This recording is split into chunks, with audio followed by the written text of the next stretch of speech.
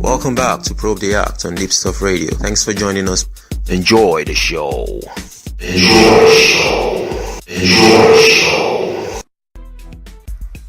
Welcome back to Probe the Act on Deepstuff Radio with Emmy Hikins, and thanks for listening. And we have in our studio tonight a lovely guest, singer-songwriter, Dyson Knight, and he's going to tell us about soca. Good to have you in the studio, man. He's going to tell us about soca. Yeah, can you tell our listeners at home what soca means for those that don't know what it means? Well, soca is a vibe. A lot of my Trinidadian friends, which is where soca was born in Trinidad, and I have family in Trinidad, they describe it as the soul of the Caribbean. Which is, so SO would be short for soul, and then the CA is the start of Caribbean. And that's what the music is all about. In fact, I'm friends with the person, the son. Isaac Blackman is the son of the man that Trinidadians attribute as the creator of soca music. And he's a phenomenal artist as well. You can look him up, Isaac Blackman. Wow. But soca is real deep. I mean, it's party music. There's different vibes. You have like groovy soca, which is like a mid-tempo. You can sing like little love romantic songs to it, but it's still upbeat. You can still get on the road and take a little slow chip behind the truck. Right. Doing Juve for groovy type soca songs. And then you have power soca songs that are very fast. Like their tempos are from 140 and up. And then you have your groovy calypso. And all of that would be, calypso is pretty much kind of different from soca. Yeah. Because that mainly stays on the social commentary type and lyrically. But soca music is basically about good vibes, partying, drinking, whining on yachts, and let's party. Let's do the thing. And that's what soca music is really all about. Wow, brilliant. Yeah, I'm glad you explained that. So where was your first gig? Wow. I recorded a song called Drop Down and Come Up Slow. This is one of the first gigs that I can actually remember. And I remember it because it was out on a beach at a beach club. Yeah. And I remember this because it was the very first time I actually saw someone other than myself sing the lyrics for my song. Wow.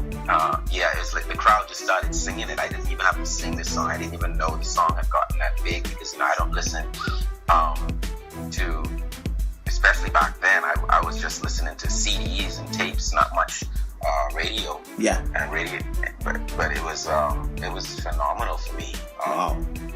So that was the first gig, if I can reference the actual event and not the actual time, because it's a little while ago. Yeah, brilliant.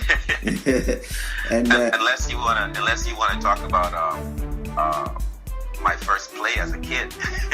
Well, I mean, if you're comfortable telling us about it, why not? No, I don't even remember that stuff. Why not? Yeah. So, where was your latest gig?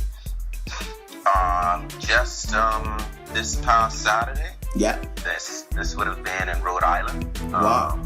In the U.S. and played for Autumn Fest in a town called Woonsocket. And that crowd was crazy. I mean, when we booked the gig, the town was like, no way, they didn't just book the Bahamas, because I played with Bahamas for that gig. Yeah. No way, you didn't book the Bahamas. And then we showed up, we did a sound check, and sound check by itself like grew a crowd. And I guess they told everyone, because the park was like on full alert when we got there to perform. Wow. Because they didn't expect that amount of people to show up. So there's like thousands of people out there, and they were just going wild with the show. And that was the most recent. So wow. A very successful show, being the first show after releasing the album. We had just released the album the day before. Yeah. And we sang most of the new songs in the show, and the people were still vibing with it, not even knowing the songs, never heard of them before. Yeah. It was a good feel. It was nice. Yeah. And do you wanna tell us what this album is called and how our listeners can get hold of it? Yeah, sure, definitely. That album is called, the Bahamas album is called Ride With Me. Right. In fact, Ride With Me, the co-writers are I think they are from London. Wow. The co-writers for Ride With Me. We did some rewriting on it. It's the title track of the song is called Ride With Me, the title track of the album. The album can be found online, iTunes and every place else. There are physical copies. I'm not sure. You guys have Walmart in your area? Or your listeners have Walmart? Walmart. We don't have Walmart. Yeah, I know it's. We have. Yeah, I know that's a popular U.S. Store. But I'm we have sure Tesco's and Asda and Sainsbury's. Oh, okay, cool. Yeah. Well, the label did a deal. The label did a deal with Walmart. They have exclusive physical copies, so the only place you can get physical copies. So I guess if any of your listeners are planning to head to the United States anytime soon, they can go to Walmart and tell them they want a physical copy. There's only 5,000 of those. So they're all autographed by the band, so they're real collector's items.